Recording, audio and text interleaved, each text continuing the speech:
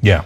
Why is Israel so special that they get to carry out whatever they want to carry out, and we, who fund what they're doing, need to just shut up and provide the money and the weapons and not say a word? Why? I want to know why.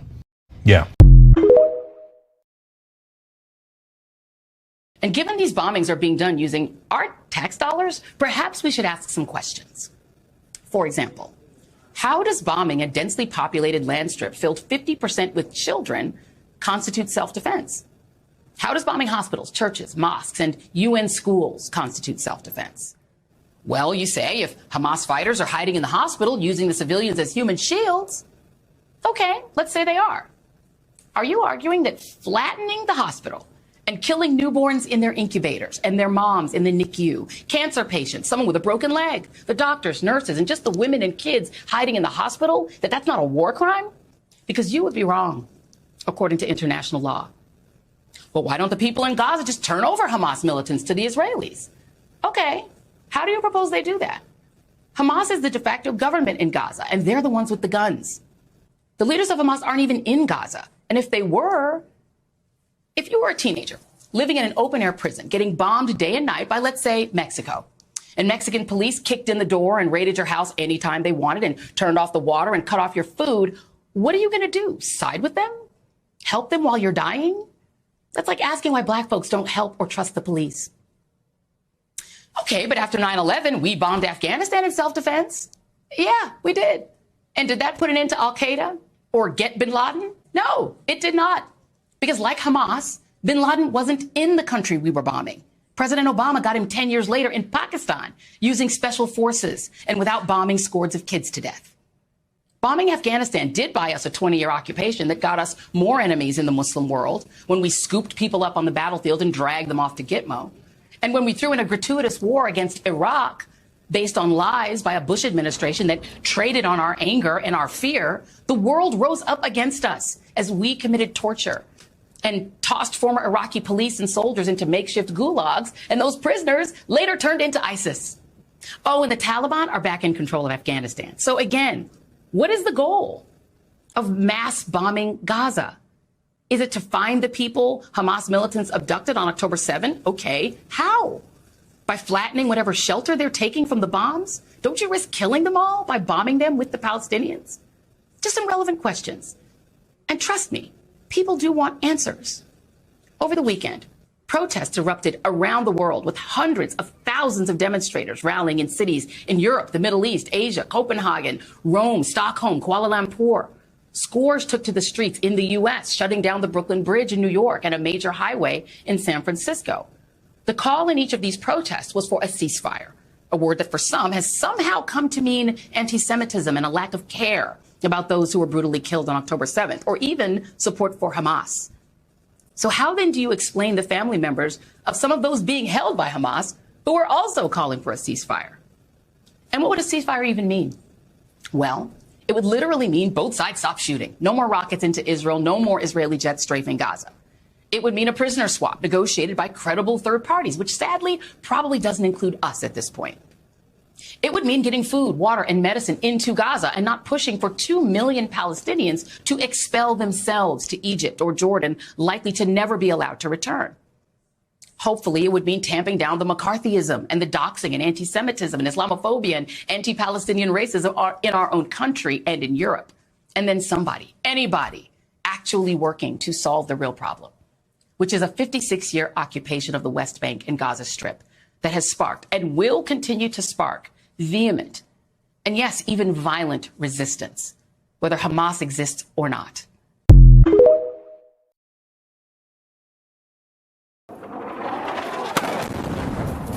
Americans want affordable health care, but Washington says, how are we going to pay for it? Americans want good infrastructure, but Washington says, how are we going to pay for it? Oh boy, does it have a lot for the military. $886.4 billion. Americans want affordable education, but Washington says, how are we going to pay for it? One thing Americans don't want is war, but Washington never asks, how are we going to pay for it?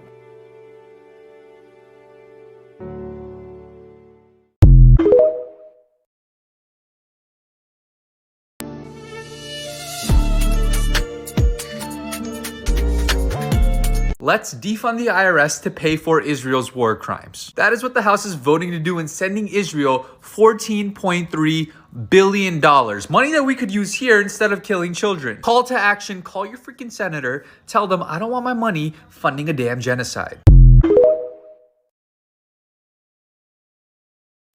All right, so I don't know if you guys know this, but the House just passed a bill to send another $14.3 billion to Israel. Right here, I am pretty sure we know what this means. It either means one of two things. One, Israel is definitely losing this war, which it kind of seems like they are. I've seen some videos. Or the second reason that they are sending money to Israel is because they're buying ice cream. I mean, I don't know. Another thing I wanted to note. For the past 25 days, Israel's economy has declined by 11%, which also means that there's going to be a lot more bills to be passed these coming weeks with our fucking tax money. So, this isn't even our fight, but we are still funding Israel. It makes no sense. Have you guys seen this? They are so afraid no one's going to show up to their protest that they are offering 1 million people $250 to show up at the pro-Israeli protest. Now, you may be wondering to yourself, where would they get $250 per person, and how much is that, Well, I'll tell you, that's $250 million. You're like, wow, where would they get $250 million to give these people? Well, silly Billy, it's from the 14 billion with a B, dollars that Daddy USA gave Israel to spend freely, however they want. So 250 million is nothing. So 250 million taken away from 14 billion leaves them with $13,750,000 to bomb the rest of the children and kids and women in Gaza. And you can't forget about paying the influencers for the... Dude, how are not more people outraged that billions of our tax dollars are going to fund a actual genocide of a people? The last 2 weeks, 12 days, I've just been consuming so much content and educating myself. And one thing that I just... Bro, the fact that I've been struggling for the last couple years, and we've asked our government for help and they're too broke to do that. They're too broke to get rid of our student loans. They're too broke to lower the cost of living. They're too broke to stop the inflation, all this other stuff, but they're sending hundreds of billions of dollars to fund a genocide, and people are just living their everyday lives like that's just fucking cool. And the said country has universal health care and we don't? That's fucking crazy, dog. Anyways, no one is free unless we're all free. Free Palestine. So this is going to freak the Zionists out, but some of you may know who Miko, that's M-I-K-O, Peled is P-E-L-E-D. He is a former IDF soldier, the son of an IDF general, and I believe his grandfather from his father's side was a signatory on the Israeli Constitution. Yet he is staunchly anti-IDF in everything Israel is doing to the Palestinians. He has acknowledged and has repeatedly acknowledged that Israel is a racist and apartheid state. Heck, he has even gone so far as to say the IDF is the most well put together and well-funded terrorist organization in the world. Zionists can do to Palestinians. These zealots will do this. Welcome to the Miko Peled podcast. Who is America giving $3.8 billion to the worst, racist, thuggish, Arab-hating, homophobic criminals that the state of Israel has ever seen? Benjamin Netanyahu has given sensitive positions within the government, within the ministries of defense, of internal defense, of education. Itamar Ben-Gvir, who has been convicted belonging to a terrorist organization. He is known to consider Baruch Goldstein, who is a mass murderer of Palestinians, as a hero. This man is now the Minister of National Security. The police units that deal with Palestinians, particularly in the West Bank, which is called the Border Police. Now they're going to be under his command. His partner in crime, Bezalel Smotrich, also a man who has been charged and actually sat in jail very openly racist. He is now the Minister of the Treasury, and the civil administration will be under his control. Permits, not providing permits, allowing settlers to expand their settlements. Orit Struk, she will be the Minister of National Missions, and she will be charged with West Bank settlements and with dealing with these pre-military military academies. Another character in this very, very sad drama is the man by the name of Avi Maoz. He's also an extreme right-wing,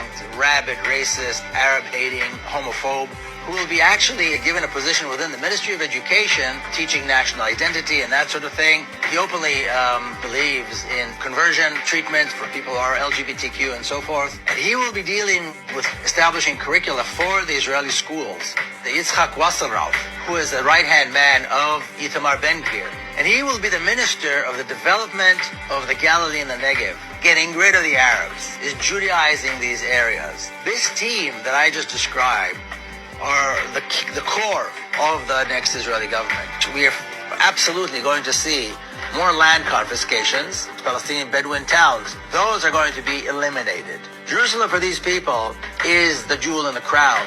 They want to Judaize Jerusalem completely, which means get rid of the Arabs and get rid of any semblance of Palestinian heritage and Muslim heritage and Christian heritage, and expulsion of Palestinians and settlers taking over. And there's going to be a push to see the destruction of Al-Aqsa and the building of a Jewish temple in its place. Zealots have been given power, and this is a very dangerous thing because they keep their promises. They have been given the tools to keep their promises, positions and budgets. We are facing very dangerous people, more dangerous than we've ever seen before.